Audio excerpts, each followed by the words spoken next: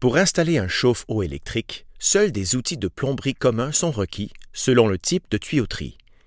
Il faut aussi des tournevis, un testeur de circuit, un multimètre du composé d'étanchéité ou du ruban Teflon approuvé pour l'eau potable. Pour un raccordement à des tuyaux en cuivre, il est possible d'utiliser un kit d'installation qui comprend des raccords à compression sans soudure. Avant de retirer l'ancien chauffe-eau, assurez-vous de couper l'alimentation électrique. Localisez dans le panneau le disjoncteur qui protège le circuit du chauffe-eau.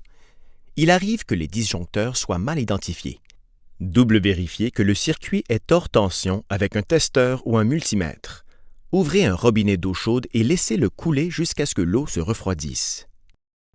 Fixez un boyau d'arrosage au robinet de vidange. Dirigez son extrémité libre vers un drain ou à l'extérieur du bâtiment. Il est aussi possible de recueillir l'eau dans un seau. Fermez le robinet d'arrêt d'eau froide et ouvrez le robinet de vidange. Ouvrez un robinet d'eau chaude pour accélérer l'écoulement de l'eau. Ensuite, déconnectez les fils électriques. La soupape de sûreté température et pression est un important dispositif de sécurité. Retirez délicatement le tuyau de décharge. Il est possible de réutiliser le tuyau de décharge, mais ne réutilisez jamais l'ancienne soupape T&P. Utilisez plutôt la nouvelle soupape fournie avec votre chauffe-eau.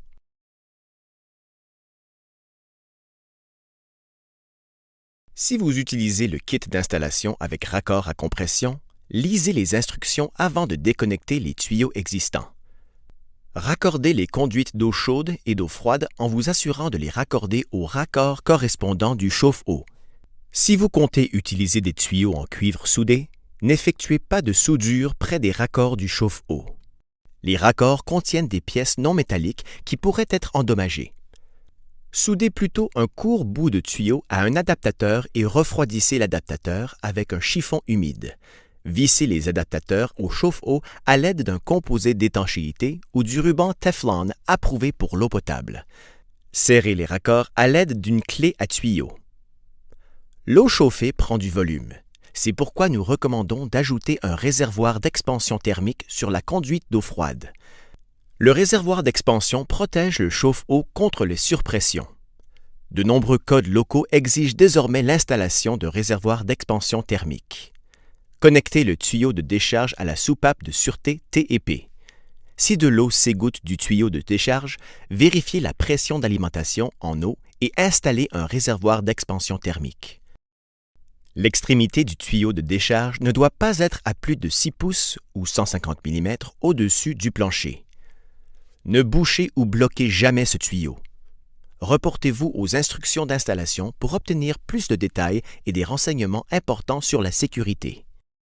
Une fois l'assemblage de la tuyauterie terminé, ouvrez le robinet d'arrêt d'eau froide et remplissez le réservoir. Ouvrez un robinet d'eau chaude pour purger l'air du réservoir. À partir du moment où l'eau commence à s'écouler, laissez le robinet ouvert pendant au moins 3 minutes supplémentaires afin d'assurer la purge complète de l'air du réservoir. Si le réservoir n'est pas complètement rempli d'eau lorsque le chauffe-eau sera mis sous tension, l'élément chauffant supérieur brûlera. C'est ce qu'on appelle parfois un brûlage à sec. L'élément est relativement facile à remplacer, mais pour éviter sa destruction, il suffit d'obtenir un jet d'eau continu pendant au moins 3 minutes. Une fois le réservoir complètement plein, vérifiez la pression à l'aide d'un manomètre.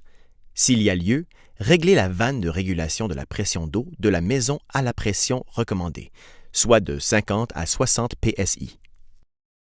Ensuite, vérifiez les raccords d'entrée et de sortie d'eau et colmatez toute éventuelle fuite. La plupart des fuites proviennent des raccords et non du réservoir. Avant d'effectuer les raccordements électriques, vérifiez le fusible du circuit auquel le chauffe-eau sera raccordé. Consultez le schéma de câblage du chauffe-eau pour connaître ses exigences d'alimentation électrique et assurez-vous que le calibre du conducteur et du fusible du circuit correspondent. Respectez aussi toutes les exigences d'installation des codes locaux. Ensuite, connectez les câbles d'alimentation et de terre. Le fil de terre vert ou de cuivre du conducteur doit être raccordé à la vis de terre verte du chauffe-eau. Raccordez le câble avec un connecteur anti-traction approuvé. Réinstallez le couvercle de la boîte de jonction. Passez en revue la liste de vérification des instructions d'installation. Maintenant, réalimenter le chauffe-eau en électricité.